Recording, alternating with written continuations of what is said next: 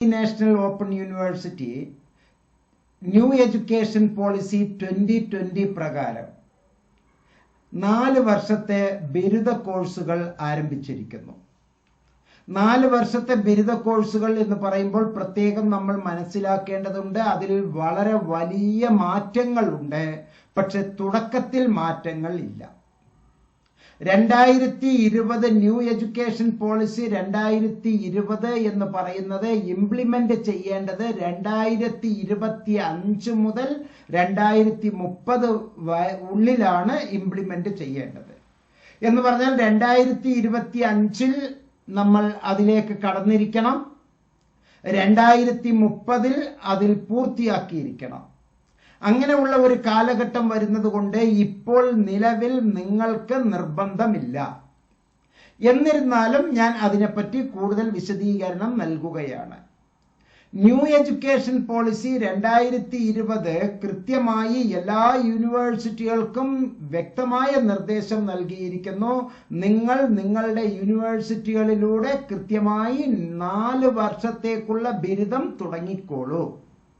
അപ്പൊ 4 വർഷത്തെ ബിരുദം തുടങ്ങിക്കോളൂ എന്ന് പറയുമ്പോൾ ആദ്യം തന്നെ 4ാമത്തെ വർഷത്തിൽ പോയി ഇരിക്കലല്ല.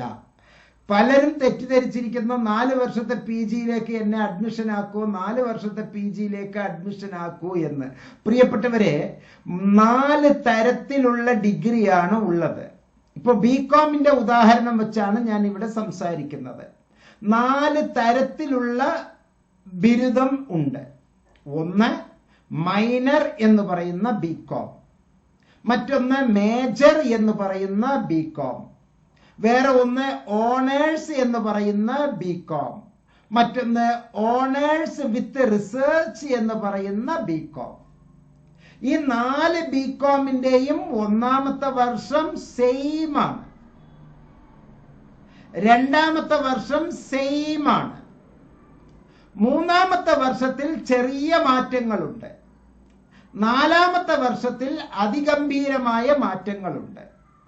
ഈ 4 രൂപത്തിലും 1ാമത്തെ വർഷം BCom എടുത്ത കുട്ടിക്ക് 3 കൊല്ലത്തിൽ BCom പൂർത്തിയാക്കാം, അല്ലെങ്കിൽ 4 കൊല്ലത്തിൽ BCom പൂർത്തിയാക്കാം.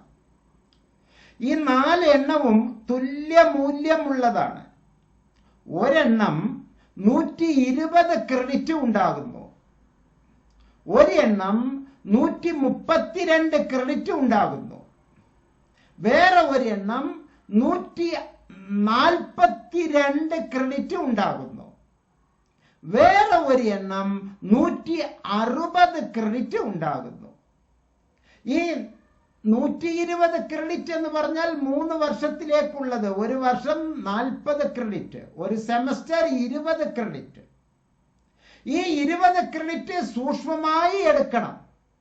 അവിടെയാണ് ഒരു അക്ഷയ സെന്ററിലെയും ഒരു കമ്പ്യൂട്ടർ ഇന്റർനെറ്റ് കഫേയിലൂടെയും താങ്കളുടെയും വ്യക്തിപരമായ അറിവിന്റെ സ്ഥാനം.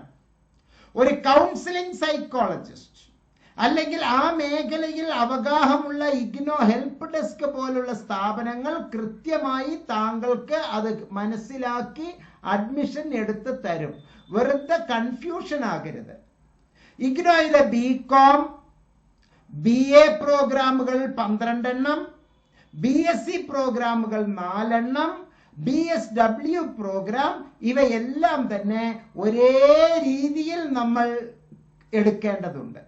ഇവിടെ കോഴ്സുകൾ എന്ന് പറയുമ്പോൾ ഡിസിപ്ലിൻ സ്പെസിഫിക് കോർ കോഴ്സസ് ഏതാണ്, ഡിസിപ്ലിൻ എലക്റ്റീവ് കോർ കോഴ്സസ് ഏതാണ്, ജനറിക് കോർ കോഴ്സസ് ഏതാണ്, എബിലിറ്റി എൻഹാൻസ്മെന്റ് കോർ കോഴ്സസ് ഏതാണ്, ഓപ്ഷണൽ കോഴ്സസ് ഏതാണ്, വൊക്കേഷണൽ കോഴ്സസ് ഏതാണ്, വാല്യൂ ആഡഡ് കോഴ്സസ് ഏതാണ്.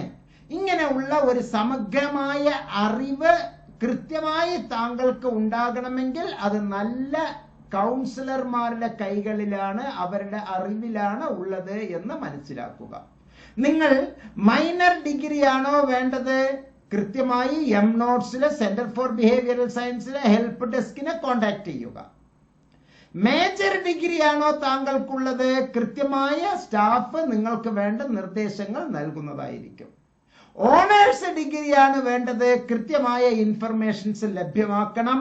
ഓണേഴ്സ് ഡിഗ്രി വിത്ത് റിസർച്ച് ആണോ വേണ്ടത്, കൃത്യമായ ഇൻഫർമേഷൻസ് വാങ്ങിച്ചിരിക്കണം. പ്രിയപ്പെട്ടവരെ, IGNOU BCom programme, BCom general, BCom minor, BCom major, BCom honours, BCom honours with research, ഇങ്ങനെ താങ്കളെ വളരെ ആഴത്തിൽ കൈപിടിച്ച് കൊണ്ട് നടത്താനുള്ള സ്ഥാപനങ്ങളിലൂടെ വേണം താങ്കൾ ഇഗ്നോയിൽ പോലുള്ള സ്ഥാപനങ്ങളിൽ അഡ്മിഷൻ എടുക്കാൻ. അതുകൊണ്ട് തന്നെ ആരും പാനിക് ആകേണ്ടതില്ല. സജ്ജമായി M notes, centre for behavioural science, edge for advanced studies തുടങ്ങിയ സ്ഥാപനങ്ങൾ ഇവിടെ തയ്യാറായി നിൽക്കുന്നു. അതുകൊണ്ട് തന്നെ വളരെ നല്ല രീതിയിൽ താങ്കൾക്ക് അഡ്മിഷൻ ലഭ്യമാണ് എന്നുള്ള സന്തോഷ വർത്തമാനം ഞാൻ അറിയിക്കുകയാണ്. അപ്പോ ഓരോ പ്രോഗ്രാമിലും ഏതൊക്കെയാണ് കോഴ്സസ് എടുക്കേണ്ടത് എന്ന് ഞാൻ ചെറുതായി പരിചയപ്പെടുത്തി തരാം. അത് താങ്കൾക്ക് എത്രത്തോളം മനസ്സിലാകും എന്നുള്ളത് താങ്കളിലെ വിഷയങ്ങളെ ആസ്പദമാക്കിയാണ്. പ്രത്യേകിച്ച് ഓണേഴ്സ് പ്രോഗ്രാമിന്, അതുപോലെ തന്നെ മൈനർ പ്രോഗ്രാമിന്, മേജർ പ്രോഗ്രാമിന് ചില പ്രത്യേകത ഉണ്ട്. അവിടെ തിയറി കോഴ്സസ് ഏതൊക്കെയാണ്, എബിലിറ്റി എൻഹാൻസ്മെന്റ് കോഴ്സസ് ഏതൊക്കെയാണ്, വർക്ക് ബേസ്ഡ് കോഴ്സസ് ഏതൊക്കെയാണ്, മൾട്ടി ഡിസിപ്ലിനറി കോഴ്സസ് ഏതൊക്കെയാണ്, അതുപോലെ തന്നെ Inter disciplinary entry courses, exist courses ഏതൊക്കെയാണ് എന്ന് വളരെ ആഴത്തിൽ മനസ്സിലാക്കിയില്ല എങ്കിൽ നിങ്ങൾക്ക് വളരെ വലിയ ഒരു അബദ്ധമായിരിക്കും സംഭവിക്കുക. സോ നിങ്ങൾക്ക് അബദ്ധങ്ങൾ ഇല്ലാതിരിക്കാൻ ഇനിയുള്ളത് കൃത്യമായി ഞാൻ പറയുന്നത് വളരെ ആഴത്തിൽ മനസ്സിലാക്കുക. ജനറിക് കോഴ്സസ് എന്ന് പറയുന്നതാണ് ആദ്യം നമ്മൾ ശ്രദ്ധിക്കേണ്ടത്. ഈ ജനറിക് കോഴ്സസിൽ വരുന്ന പ്രോഗ്രാമുകൾ ഏതൊക്കെ എന്ന് നിങ്ങൾക്ക് ആഴത്തിൽ മനസ്സിലാക്കണമെങ്കിൽ വേണമെങ്കിൽ ഇപ്പോൾ എഴുതിയെടുത്തോളൂ. അല്ലെങ്കിൽ എം നോട്ട്സിലെ സെന്റർ ഫോർ ബിഹേവിയറൽ സയൻസിലെ അധ്യാപകരെ താങ്കൾ കോണ്ടാക്ട് ചെയ്താൽ കൃത്യമായി അവർ നിങ്ങൾക്ക് വേണ്ട എല്ലാ സൗകര്യങ്ങളും ചെയ്തു തരും. ഇവിടെ ഈ ഇംഗ്ലീഷ് കമ്മ്യൂണിക്കേഷൻ എങ്ങനെയായിരിക്കണം, അതുപോലെ തന്നെ ഹിന്ദി കമ്മ്യൂണിക്കേഷൻസ് എങ്ങനെയായിരിക്കണം, എൻവയോൺമെന്റൽ സയൻസ് എങ്ങനെയായിരിക്കണം, ഇമോഷണൽ ഇന്റലിജൻസ് എങ്ങനെയായിരിക്കണം, മാനേജിങ് സ്ട്രെസ് ടൈം മാനേജ്മെന്റ് എങ്ങനെയായിരിക്കണം, ഇങ്ങനെ കൃത്യമായ ഒരു അവഗാഹം നിങ്ങൾക്ക് കിട്ടേണ്ടതുണ്ട്.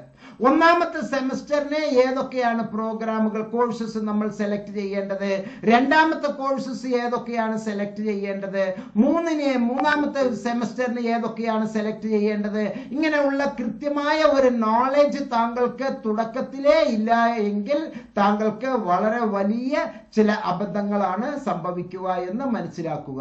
പ്രിയപ്പെട്ടവരെ, ഇവിടെ നമ്മൾ ബികോം എന്നുള്ള പ്രോഗ്രാമിനെയാണ് നമ്മൾ എക്സാമ്പിളായി എടുത്തിട്ടുള്ളത്. അതുകൊണ്ട് തന്നെ ബികോം എന്നുള്ളതിന്റെ കൂടുതൽ ഇൻഫർമേഷൻസ് നിങ്ങൾക്ക് ഞാൻ വ്യക്തമാക്കി തരികയാണ്.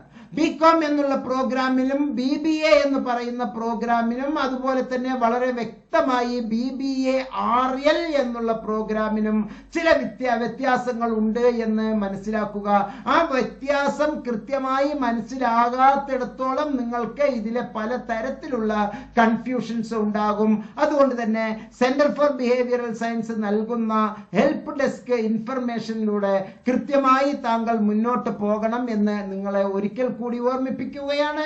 ഇവിടെ ഒരു കാര്യം മാത്രം നമ്മൾ ആഴത്തിൽ മനസ്സിലാക്കുക. എല്ലാ കോഴ്സുകൾക്കും ഡിഗ്രി എന്നുള്ള ഒരു കോമൺ മൂല്യമുണ്ട്. ഡിഗ്രി എന്നുള്ള ഒരു കോമൺ മൂല്യമുണ്ട്. ആ കോമൺ മൂല്യത്തിൽ ഈ പറയുന്ന core courses, discipline specific elective courses, ability enhancement compulsory courses, skill enhancement courses, generic courses എന്നുള്ളതുണ്ട്. 20 ക്രെഡിറ്റിലൂടെ 120 ക്രെഡിറ്റ് 3 വർഷത്തെ ഡിഗ്രി എടുത്തിട്ട് നമുക്ക് വേണമെങ്കിൽ പുറത്തേക്ക് വരാം. എനിക്ക് ഈ ഒരു ഡിഗ്രി മതി എന്ന് നമുക്ക് പറയാം. അല്ലെങ്കിൽ നിങ്ങൾക്ക് 4 കൊല്ലം ഡിഗ്രി 160 ക്രെഡിറ്റ് പൂർത്തിയാക്കിയിട്ട് വേണമെങ്കിലും താങ്കൾക്ക് പുറത്തേക്ക് വരാം. അങ്ങനെ വരുമ്പോൾ ആദ്യം എടുക്കുന്ന ഇതിനെ ബികോം എം എന്നുള്ള പേരിൽ അറിയപ്പെടുന്ന ബികോം എം എന്നുള്ള പേരിൽ അറിയപ്പെടുന്നു. 160 ക്രെഡിറ്റ് 4 കൊല്ലമാണ് താങ്കൾ പഠിക്കുന്നത്. അല്ലെങ്കിൽ ബികോം എന്നുള്ളത് 3 കൊല്ലത്തിൽ താങ്കൾക്ക് പഠിച്ചു വരാം. ഇവിടെ കാതലായ പ്രശ്നം എന്ന് പറയുന്നത്, അടിസ്ഥാനപരമായ വസ്തുത എന്ന് പറയുന്നത്, നിങ്ങൾ 4 കൊല്ലത്തെ ഒരു ബികോം എടുത്തിട്ടുണ്ടെങ്കിൽ എംകോം 1 കൊല്ലം പഠിച്ചാൽ മതിയാകും.